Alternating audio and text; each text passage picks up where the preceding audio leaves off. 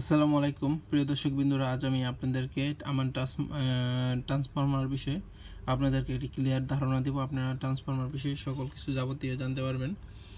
এই ট্রান্সফরমারে আপনারা অনেক কিছু বুঝে থাকেন না, অনেক সময় অনেকে প্রশ্ন করেন এটা উপরে কী লেখা থাকে আপনার।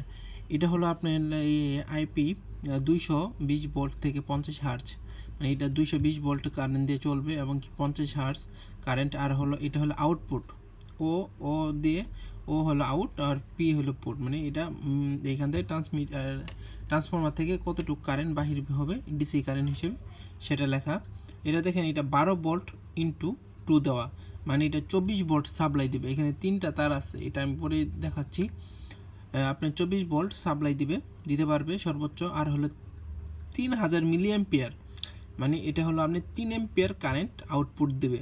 3000-এর আপনার 1000 দিয়ে ভাগ করলে আপনার 3 অ্যাম্পিয়ার কারেন্ট বোঝানো হয়েছে। এখানে এরা সংখ্যাতে দিয়েছে, বেশি সংখ্যাতে দিয়েছে, মিলি অ্যাম্পিয়ারে দিয়েছে, তাই লিখছে 3000 মিলি অ্যাম্পিয়ার। এটা মানুষ মনে করে অনেক অ্যাম্পিয়ার, অনেক কারেন্ট, কিন্তু সেটা নয়, কিন্তু এটা মেড ইন চায়না। আর যা বিষয়টা হলো 24 ভোল্ট, আপনি কীভাবে এখান থেকে 12 ভোল্ট পেতে পারবেন এবং কি 24 ভোল্ট পেতে পারবেন। সাদা তারটা হলো নিউট্রাল, আর এই দুইটা হলো আপনার এই দুইটা তারে যখন আপনি একটা তার দিবেন তখন আপনি 12 ভোল্ট পাবেন। যখন আপনি যেটার সাথে আপনি কানেক্ট করবেন সেটাতে আপনি 12 ভোল্ট পাবেন। আর যখন এই দোয়াটার তার একসাথে করে পেঁচিয়ে আবার এই তারটাও দিবেন তখন আপনারা পাবেন 24 ভোল্ট কারেন্ট। বুঝছেন ক্লিয়ার বিষয়টা?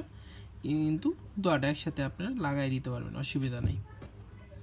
আর তো এটা আপনারা জানেনই, আউটপুট ট্রান্সফরমার আরও কিছু অংশ থাকে, সেটা আমি পরবর্তী ভিডিওতে আমি পুরো সেট আপ করে দেখিয়ে দিব। সেটা দিলে আপনার কারেন্টটা ক্লিয়ার পাবেন একদম, সেখানে কোনো এসি কারেন্টের অস্তিত্ব থাকবে না, সম্পূর্ণ ক্লিয়ার কারেন্ট পাবেন, এই ডিসি কারেন্ট পাবেন। ওকে, আসসালামু আলাইকুম।